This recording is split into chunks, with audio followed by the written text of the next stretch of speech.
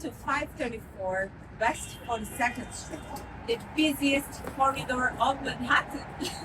Come on in, let me show you.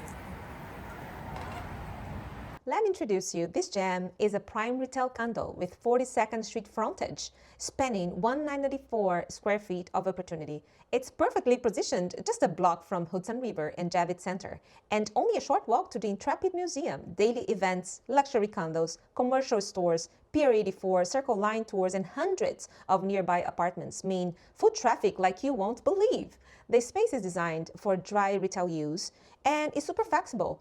Think, tobacco shops, ATMs, convenience stores, phone stores, boutique legal or business offices, specialty repair shops, third-party pickup drop-off services like, dry cleaning, liquor and cigar shops, boutique retail, or specialty food, barber shops, dental offices, small businesses. Basically, anything service-oriented that thrives on exposure. Some highlights you'll love: ground floor unit with elegant glass front entry and private access, surrounded by dense pedestrian flow and major transit hubs.